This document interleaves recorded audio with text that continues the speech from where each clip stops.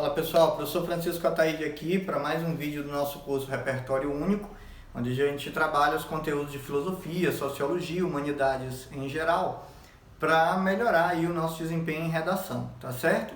Bom, então vamos lá. O tema escolhido para hoje foi a questão do trabalho infantil no Brasil. Para falar desse tema, eu decidi fazer aí uma abordagem que vai pegar aspectos históricos, vocês vão poder usar no repertório de vocês, né, o repertório histórico, mas também filosófico e sociológico. Olha só, o trabalho infantil no Brasil. Então, para a gente pegar alguns aspectos históricos que vocês poderiam aí tranquilamente abordar no texto de vocês, né, usar como referencial teórico para o texto de vocês, nós temos primeiro a questão da Idade Média. Tá? No contexto da Idade Média, havia uma concepção de infância que era a compreensão de que a criança é, na verdade, um adulto em miniatura. Essa noção de que a criança é um adulto em miniatura permite, por exemplo, aplicar sobre o comportamento da criança tudo aquilo que se fazia em relação ao adulto. Então, se o adulto pode trabalhar, a criança também poderia. Então vejam como essa concepção, essa visão cultural da infância na Idade Média impactava diretamente na questão do trabalho infantil. Então a mão de obra infantil, ela sempre foi utilizada, né, ao longo da nossa história, sempre foi utilizada. Então o que a gente precisa fazer é pensar dentro da história um aspecto desse trabalho infantil que sirva, que caiba dentro da proposta de vocês, dentro da sua tese, dentro daquilo que você está tentando defender, tá certo? Então veja bem, durante a Idade Média, o trabalho infantil era absolutamente natural, aceitável, né? Culturalmente aceitável. Por quê? Porque na Idade Média a concepção que se tinha da infância é de que a criança é um adulto em miniatura. Sendo um adulto em miniatura, tudo aquilo que se aplicava à vida adulta também poderia se reproduzir na idade infantil. Então não tinha nenhum problema, por exemplo, colocar a criança para trabalhar. Pelo contrário, entendia-se até que aquilo ajudava já a ir moldando o caráter de um adulto. O outro aspecto histórico que seria relevante também, que vocês poderiam usar no repertório de vocês, é a transformação cultural em relação à concepção do trabalho que vai acontecer na passagem da Idade Média para a Idade Moderna. No contexto da Reforma Protestante, por exemplo, vocês sabem que os valores protestantes, eles diferenciam de muitos dos valores católicos. Nesse caso aqui, principalmente em relação à questão do trabalho. Né? Para a cultura católica, o trabalho era uma atividade penosa, né? Depreciativa de certa forma. Foi o castigo que Deus determinou para Adão e Eva por terem cometido o pecado original. A própria palavra trabalho, agora uma moto. A própria palavra trabalho, que é medieval, né? Vem do latim tripalium, 3 paus, era um instrumento de tortura que era utilizado na Idade Média. Então a concepção ali cristã católica, ela é toda depreciativa, pejorativa em relação à questão do trabalho. Mas com a Reforma Protestante, nós vamos ter uma guinada nessa concepção cultural de trabalho. O trabalho passa a ser sinônimo de liberdade, libertação, de dignidade. O trabalho passa a ser um valor, na verdade, um valor moral do protestantismo. Enquanto para a Igreja Católica o trabalho era um castigo, para a religião protestante, ali, por exemplo, para o anglicanismo, no puritanismo inglês, o trabalho é um valor moral extremamente relevante. Logo, não teria nenhum problema, ao contrário, colocar a criança para trabalhar tinha a ver com já começar a moldar o caráter dessa criança através dos valores do trabalho. Tá? Bom, e uma coisa que não dá para deixar de falar quando a gente toca em qualquer tema relacionado a trabalho, nesse caso a gente está falando do trabalho infantil, é a Revolução Industrial. É inevitável, para falar de trabalho infantil, por exemplo, falar da Revolução Industrial. Por quê? Naquele contexto da primeira Revolução Industrial, a Revolução Industrial inglesa, né, ali final do século XVIII e ao longo de todo o século XIX, nós teremos um boom, né, de necessidade de mão de obra, onde vão se aceitar praticamente todo tipo de mão de obra. Os contratos de trabalho às vezes era com a família inteira, então trabalhava o adulto, né, tanto o homem, as mulheres também trabalhavam por pura necessidade da demanda, e também a mão de obra infantil era extremamente utilizada. Né, tanto utilizada na Inglaterra que no final do século XIX, mais precisamente no início do século XX, começam a surgir as primeiras legislações para coibir o trabalho infantil, porque muitas crianças eram mutiladas, perdiam a vida nas fábricas inglesas. Então os movimentos trabalhistas começaram a lutar para tentar retirar a mão de obra infantil de dentro das fábricas. E vejam como são as coisas. Nesse cenário, muitos empresários, né, encontraram uma brecha nesse sistema legal e começaram a alterar, né, por exemplo, as famílias, negociando com as famílias começaram a alterar a data de nascimento dos filhos para que eles pudessem, então, burlar a legislação e entrarem no sistema de trabalho, né, no sistema industrial mais cedo, né, para poder justamente contribuir com a renda familiar.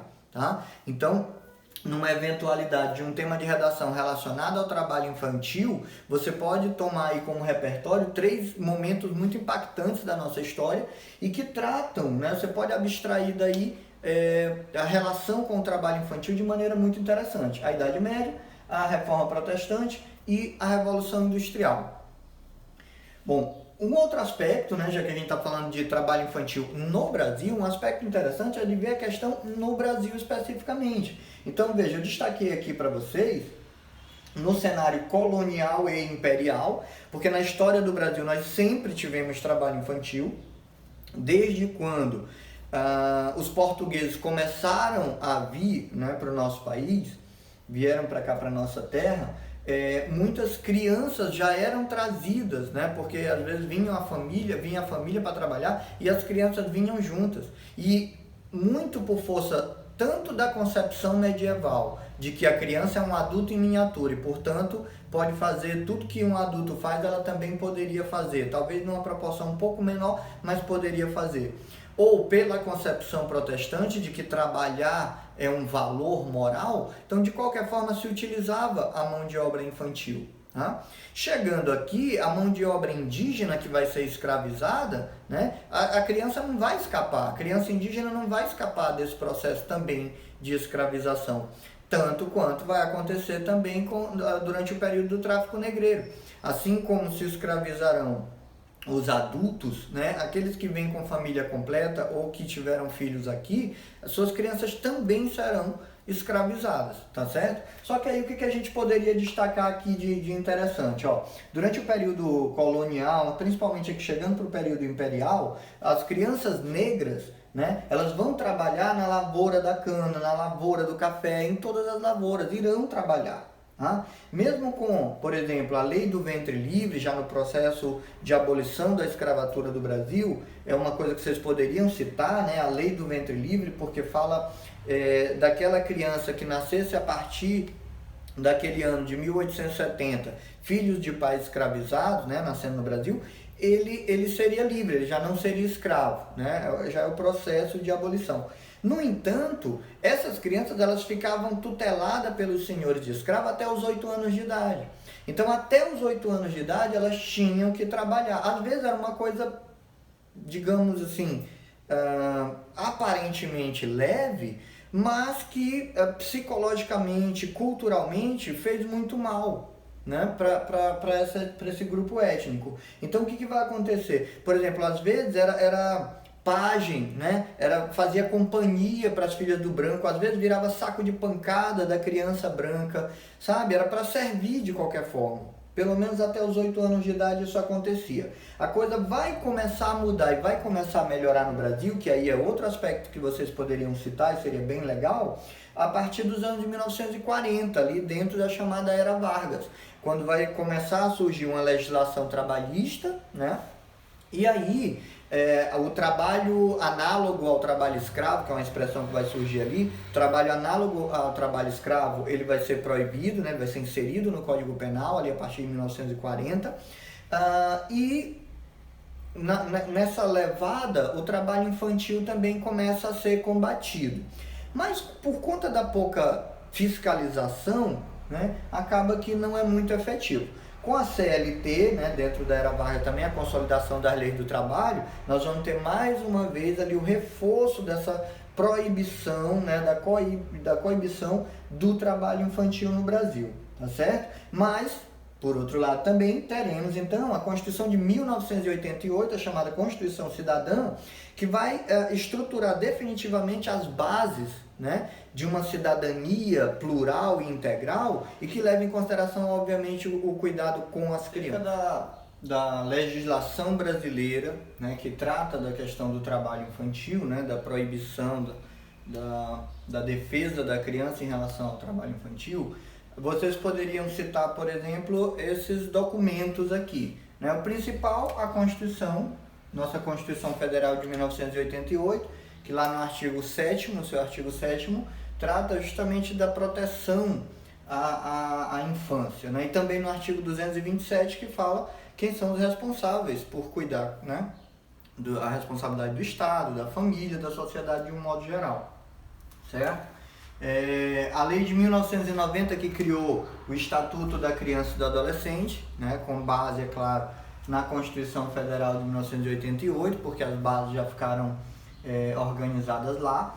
E o Estatuto da Criança e do Adolescente também trabalha com a estruturação a partir de dois núcleos de conselho, né? Os conselhos da criança, né, de proteção às crianças, e o mais conhecido da gente, o conselho tutelar, né? Então, investigar, por exemplo, qual a função dos conselhos tutelares, como eles se organizam, isso pode enriquecer consideravelmente a redação de vocês. Eu já falei, mas fiz questão de anotar aqui para vocês terem aí, a consolidação das leis trabalhistas no Brasil, a nossa CLT, né, que discrimina lá o que pode e o que não pode em relação à questão do trabalho na infância, né, porque a gente tem também a questão do trabalho em formato de aprendiz, né, do menor aprendiz, que acontece ali entre os 14 e 17 anos de idade e que é assegurado por lei, mas tem todo um conjunto de processos definidores, né, a partir da lei. E tem também a Lei Orgânica da Assistência Social, né, com essa abreviação aqui, LOAS, Lei Orgânica de Assistência Social, que tem a função de estruturar toda uma rede de proteção à criança, tá? Em relação ao trabalho, mas também em relação a maus tratos, violência e etc. Então, tudo isso daqui poderia ser citado por vocês aí na redação. Se tratando da parte mais filosófica e sociológica, né, do repertório filosófico e sociológico, caso nós tenhamos uma proposta de redação envolvendo, por exemplo, a persistência do trabalho infantil no Brasil, ou algo do tipo, mas, claro, relacionado ao trabalho infantil no Brasil, eu destaquei aqui 4 pensadores que acho que podem ser muito úteis, né, para vocês trabalharem lá no repertório. O primeiro deles é Platão, né? Na paideia, que é a chamada paideia grega, que é um processo pedagógico, né, um processo de formação, do cidadão, vou colocar aqui para vocês, ó, processo de formação do cidadão. Platão vai descrever todo o processo pedagógico do cidadão desde a infância, né? Discriminando os conteúdos que ele deveria estudar em cada fase da vida, como deveria ser o desenvolvimento dos aspectos intelectuais, com a geometria, com a aritmética, né? Mas também com a gramática da língua, da lógica, né? Que a gente vai ver posteriormente. Mas também com o desenvolvimento da parte física, né? Platão destaca muito, já falei para vocês no outro vídeo, sobre o importante papel do desenvolvimento do corpo para o consequente desenvolvimento da mente, né? corpo são, mente sã. Então, Platão vai destacar isso. E aí, na obra A República, onde ele defende a sua paideia, né, o seu processo pedagógico de formação do cidadão, ele vai discriminar como deve ser a educação. E em nenhum momento, apesar de nós estarmos falando, né, num contexto escravista, né, no mundo antigo, lá na Grécia Antiga, mas sendo também uma sociedade aristocrática, não vai admitir a questão da escravização das crianças. Pelo contrário, é uma obra que vocês podem citar, A República de Platão, onde ele fala da paideia, que é o processo de formação, como um sistema de desenvolvimento. Ele diz como deve ser tratada a infância, tá? E sob nenhum aspecto esse tratamento tem a ver com trabalho, muito menos com trabalho escravo, ok? Bom, um outro autor muito importante que merece destaque aí é o filósofo britânico John Locke, né, que viveu ali mais ou menos no século XVII. Sua obra se tornou ainda mais impactante no século XVIII, mas era um filósofo iluminista e que, portanto, defendia os ideais liberais, toda aquela lógica puritana, capitalista, burguesa, e que tinha no trabalho um valor. Então, John Locke, curiosamente, John Locke é um cara que chegou a defender o trabalho, olha só, chegou a defender, de certa forma, a possibilidade do trabalho infantil. Em que circunstâncias? Veja bem, John Locke dizia, numa situação de crise econômica, as famílias deveriam, sim, colocar seus filhos para trabalhar, justamente para ajudar nessa situação, né? As famílias mais pobres, principalmente, né? Claro, as famílias mais pobres deveriam, segundo John Locke, colocar seus filhos para trabalhar, para que eles pudessem ajudar no sustento, né? Na subsistência dessa família. E aí, ele inclusive sugere um modelo, né? De escola, de educação, chamado de working school, onde o indivíduo, as famílias mais pobres colocariam seus filhos, eles estudariam uma parte, um turno, e trabalhariam no outro turno. Tá? E esse trabalho, né, o fruto desse trabalho, a renda proveniente desse trabalho das crianças deveria ser utilizada para pagar pela própria educação das crianças. Então essa ideia de John Locke é que as crianças deveriam trabalhar, principalmente as crianças de família mais pobre, em época de crise, deveriam trabalhar para, na pior das hipóteses, custear o próprio estudo, né? E, claro, também contribuir com a subsistência econômica da família. Bom, uma outra leitura nós vamos encontrar em Jean-Jacques Rousseau, que na verdade é um crítico dessa visão aí do John Locke, é um dos pensadores mais importantes no âmbito da educação mesmo, né? Assim como fez Platão, Rousseau também vai descrever um processo pedagógico desde a infância até a fase adulta, né? A grande obra dele sobre o tema chama O Emílio. Emílio, na verdade, é um romance que conta a história desse personagem principal chamado Emílio, mostrando todo o processo pedagógico, todo o processo de formação cultural e moral do Emílio, desde a infância até do nascimento ao casamento, né? Da infância até a fase adulta.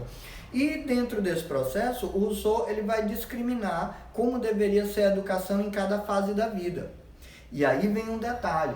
Por volta dos 12 aos 15 anos de idade, segundo Jean-Jacques Rousseau, o indivíduo já deveria começar a aprender um ofício, né? Rousseau colocava mais ou menos dos 12 aos 15 anos, os indivíduos deveriam aprender um ofício, né? Como forma também de amadurecimento e de preparação. Então vejam que na história da filosofia nós vamos encontrar pensadores que vão defender, agora claro, esse trabalho não é aleatório.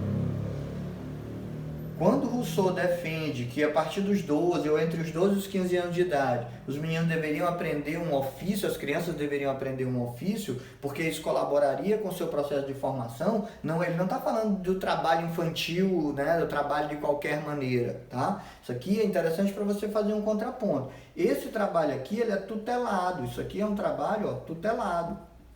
Ou seja, haverá um adulto responsável para orientar, educar, treinar, tutelado por um preceptor.